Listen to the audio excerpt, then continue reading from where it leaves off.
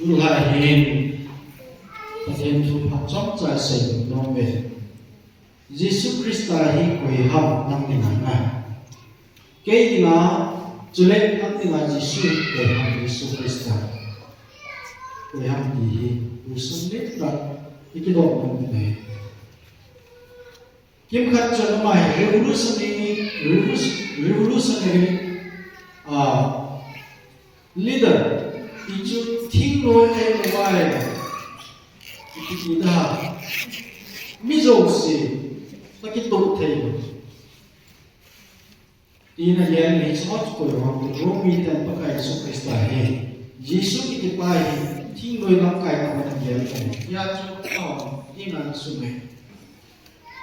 chule aban kita chu Matthew he pakai su Krista he lek mo he amai lek ti ta he atine lok chuna sei kina amai he bihi mo he ti chule John lamu chi bang la mai pathe mo he ti so keiji chui hi bihi te lamu da ki pang ko tu ni nang le ti mi mu da ki pang ko he kiếm khát chung pakai su Krista mga juy na hi mga sumla pai punan juy loy sa mga hi ahim punin kaso tero Jesus Krista ni nahuhin po ihuhin po ti ito amay ni kasi mga ano mga way anyaw halili punin ang pakai su Krista hi bol mo pinayam ama sepera kana ko thila bol theina tui ho zo sele pi te so sa thie jute me Lazarus athi in ni thum zo ve Israel te ta sa juin me he khat athilai le ni ni alum te ngai le a hindi ngam chu ni sma chu hindi ni thum zo te wang hin ta lo ding ko ki ta lo ding di ya chu pat kam ka pi ji khat ni chu kwai ji ko o ji ai la pakai su Krista ni thum zo in hong in ana nam tai ai ba ni Lazarus khoi da ti na thoi ni sa te na ni chu bon pe pa a thi je yong thong ki te pa ti su Jesus Krista ni Bible te ma se na zo so pe te ho pakai su Krista Lazarus tin ko thoi ke akong abe na thozo sin to thodi chak ya thane ko ti ni alo pakai su Krista ane ki ka se na mai ai ba ngen lung sit lung ta chi pe ni ga nang le ke ji cross on ti ni isu lu ngai ai chu ba ma thi bol thei chu ba ma thi ki tam tam ta bol thei pa a thi ho jing jong tho do ít sa pa a min choi an pa ho jong si dam pa chu a so pi te ho nam jin ke jen cross a hong thi kian wai bangin na thane lo bangin ki ma chu bol thei lo bangin cross a ke ha tu mo te e pa ti tam ma me anom jo se amen yu te amen ki che ka so pi te na ya chukunin pakai su Krista minai nun he kita le so pi te lesin huinun da meoti lesin nu pi ti ta lo nang le nang ki bolo ta ta ta ni ko i changya na ha no ninung lam te la lo hin ko ai nasata ki ha ba ji ba ni se pi tunya he ke jong nang jong pi pin ha pi sa ba ji ki ha wai ki te ka se ki lo ni mai ye chen ngai lu ta ho ko mi te ho ki ko ma zo sim e dia de chu ni lấy sự cái trái một cái đạo để này cô chỉ chân đi ông định kiến cái cũng năng em này mà cái xây gì cũng năng đa công tiền đấy cũng bước mai sang cái sự cái số cái tiền hồ hồ bút mi tiền hồ tu cũng hiện tại là cũng cái trái này mai thì ai nói là kia thì ai cũng cái trái này mai thì bắt đầu thì họ ấy bị đọc cái trái là cũng mai thì để cho dunia he pakai con lại cái hàng mà pakai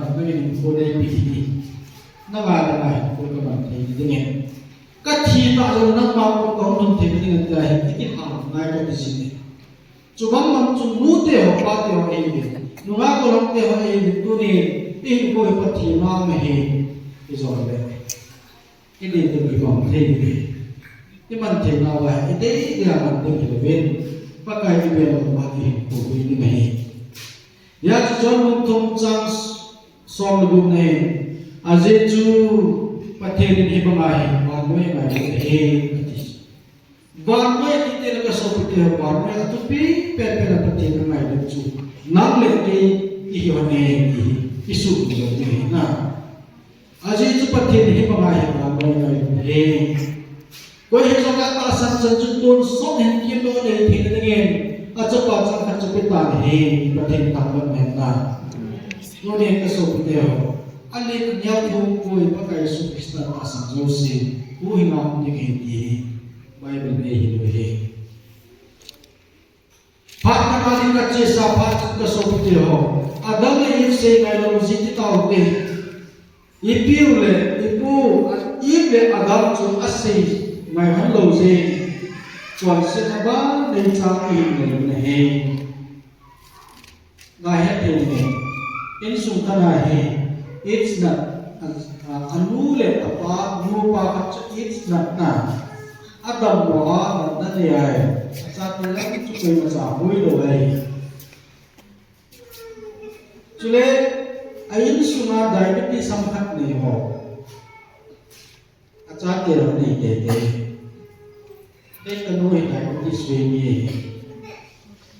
ama aza ke ho diabetes ka ve e za ka cha te ro ka ni ve ki din ni hi ta ki la so ki chon se ki hin ko ya jugo tung sang son ni le thong chen pi siam te le so te ho aje chu mi zo se te nam jong ke jong ki chu mi zo se chon se ta te no pi le cha le ta ve ti adam le yu za mi zo se chon se ta ve pa te no pi le cha le ta ve aje chu pa te e se no adam le yu cha hin te hi ai na ai wa ma thi ki ta lo ka pa thi se me ai lo wa le pa lo hin ko mam de wa se me lo e a thi thei lo na se me ya chu hin thi ka ko pe de no na chu no ka hin ko mam de na pa thi a lo a lo na se pi so me a ma ni chu se hin ko bo ma ji se ngai lo jin ka so pi te to ni koi ma cha a thi lo ni mu ta bo ni he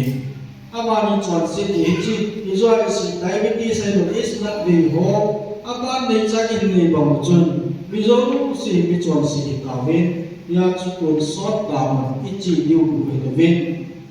le se na mi chi de he asa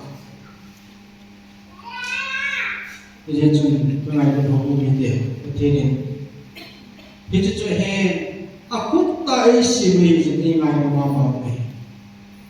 gan ko jong asim mai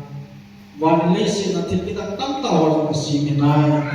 ai la ma se chu kumin te ha sa ai ana bi ma so ai te ke cha mi tu su ke jong ami ha ho ta na simen e chu mi hi pa chu ana ka hin hu a ta ko le mi su ta ni tu ni mang le ke hi pathin in na hu e ke ai hai ba in na ni ne ma i wa i chi ma ine idon he pathen hi chi hu chu la do te la so te ho I thi le se ti so ti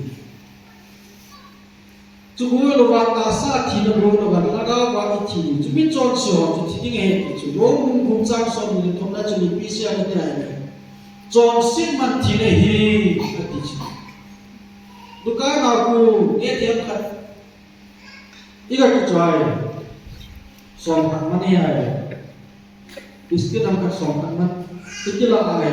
अमन के सोमन भी ऐला चोर सित मन के सोमन ते हो अमन इब्यान ते अमन जु थी नहीं चोर सित को जो वा जो अमन जु थी नहीं है ता साइ थी ना जो जो मिता हगा वा जो इथी दियो है गाव ने जी दियो है ai bang ka mai ko mi te ho thuku ka ai lo wai pa da thuku chu ibyang te ai ba no le se ko pya ades na bi te ho na कि पारा तो कुछ इब्यान होता है इज़राइल से लोग Ajeju patin ipamai na may lisin pagdihin. Kaya jang may abata sang sancho. Magkaroon at uso at kimbalay din sa bata at sa kitani. Hindi ko yung tali Jesu Kristo ay kasal ko ngayon. Kunihin.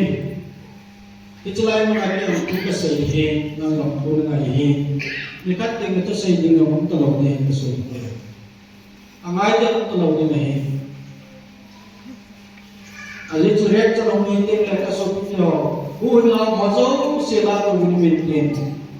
Jujong ting lapatin ku say jong kelewan akan nom tolong ting he aje chu Krista ay kita lelo ita ku say jong le ku hin nom tolong ting he tu he aphat he tu he nam phat he tu he hu phat he tu ka so te tu in pa he it tha de pakai ei ko jing nau pakai ei ngai lut nau aphe ni se pi jing nau he chang se hi isu lo ni ya jadi si bunyi cang ko na chun why na simple tana pakai Yesus Kristus bon pathe bon bi jiban fesi bunyi cang ko na chun lung se mana ta san mama hu hima umat te ta be ichu na ha ko ne boy ta ke ti bi ju ai bo ve koi macha ka so the no de nga ha chi won ba ma he lo ye ichu ये जो का नहीं होगु बीते हो चले अपनी को मौजूद से ये है जो पकाई पथे हो है मौसिरा ये भी है वो है नहीं दावत चीनी तो सकते मौजूद से जो पकाई यीशु क्रिस्ट का क्रॉस आने दिमा आलो आने थिया चलू चपा होए लम जोड़ नहीं हम लेकिन न थोड़ी क्या लेकिन दावत न थोड़ी क्या के मान का थोड़ा सा cross hasan jauh se dapat cerita. Cross aku dah hukum ini tiwai itu moi. Ayo baik. Boleh tak ni sama. Nama macam citizen, kengai lunjana. Itu boleh pergi ke sana. Jadi jadi si puni cari cakap. Lok si mana tak sama hui mana hitawe. Itu timbul orang lain. Kim kan kim apa pihak ni. Nasaka dia masuk ke tam tak katul sih,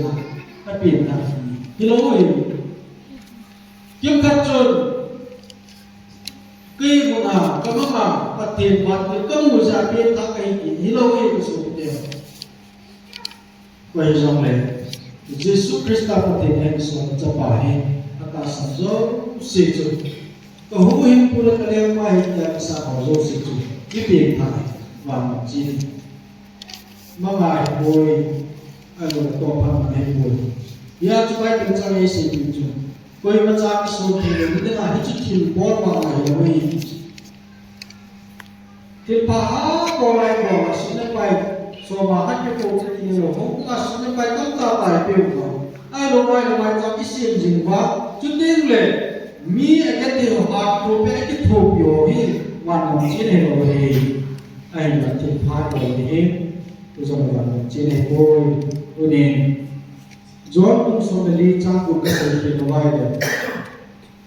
Giêsu Nazar cái gì thut tập cái lâm phi thut tập cho nên là chỉ là gì kia chỉ là chúng mà ba con không được và nó chỉ đến lâm phi ada orang pun ni pakai Yesus boleh ia cut pastor orang penting lagi yang ni penting lain Allah sangat tampak ibu ini walaupun apa yang kita lihat Allah sangat tampak ibu ini Jadi Yesus Kristus dalam kerjanya pakai nama tujuh pastor Allah sangat jom ayo wahai walaupun itu Allah sangat jom walaupun apa yang Allah sangat jom pakai nama itu pintar tahu ni pintar Tidak cukup kaya tak senang, tidak. Kalau bapak nasi ini baru tidak kita ini. Dia cerita senang kau yang kau pakai Yesus Kristus ini. Tak senang kau yang lain, kau yang candai, yang visi bumi candai candai. Luksin merata semua kau yang kau tahu. Itu nama kau yang kau, itu timbul orang asal ini, patin timbul bisu yang kau itu. Pakai Yesus Kristus, lihat itu jom ai lo mà tuy rằng lên biết bị sụt sạt cái gì thì nó cái thôi chứ tiếng lệ mình cho rằng buông sẽ hiện tại hơn lắm rồi sẽ này ai lo mình process chỉ cái này cho chú cũng là thầy được không ai lo ai được chứ mà hát nó các bà sĩ này nó bị sạt hồ môi kiểu hồ môi mà ai cũng biết là nó không tiền áp vào thế nó cả hát rồi mình bây giờ nó đã sụt tiền nó cái sụt cái sạt thì năm ngày nó lên cái ngày nó ra lại chỉ các khu thì thì là các thang là các thiên bộ thành họ xe là cái sụt tiền ngày nó ra là bạn lại thì xung quanh nó cái gì này để chúng lấy sinh hoạt và thì bên ngoài bên tu nên ngày nó luôn tập đi sơ đi sửa cô nên và thì bạn chơi lại là những cái giống em sao bên nhưng là những cái không những cái bao bên thì cắt đi là em bao nhiêu lâu thì ngày cái số tiền mít chóm từ lâu thì ngày ăn ngon từ lâu thì ngày hết chút tiền nhà ít là được tiền là tiền nào hết chút các ngà này lấy xe này ăn ngon thì mà cũng lâu thì cái số tiền rồi tân nhân sinh pastor cái mà cái ông nhân thì nó tấp ta là thêm ăn ngon có là ăn ngon cũng lâu hết chút ăn ngon chỉ cái dạng cái này lấy xe là ăn ngon ý mà chẳng của và nó bị lung tiền ngoài này lấy xe là ăn ngon lâu rồi sẽ cho bạn các bạn cái lung tiền là ăn ngon điều dạng cho bạn cái gì tu nên cảm giác tập bốn tiền cái khen là tập bốn tiền cái xây xịt yang sang yang tập bốn aje chu mi xây sửa mi cái lò ai nó ra chung chung chọn xịt đồ chu cảm giác điều phá là chu apin thằng họ dâu xịt là tiền họ dâu xịt bạn nó mà ông tiền này người bản thân xịt đồ là tiền xịt bạn mỗi nó gì này số tiền để chúng tôi để cho lại cho rồi này đi mi tâm tay tôi này có thể chán xây dựng lại phát triển lại cái ông cho lại cho rồi để nó rồi này thì chọn để khó để các cái này thì đến rồi đến học tập có thể hiện của những cái bên sinh hoạt là cô nào cái tiền cô làm điều cái chỉ điều đó là cái có thể ra để ăn sản thì để của cái điều mà cái và nuôi mình còn chung cái tài cô đối cái tài này tin mà phần lớn người của mình đều có sự từ hạ có thể chốt cho sự có thể phát huy tin để họ có thể phát huy trong đó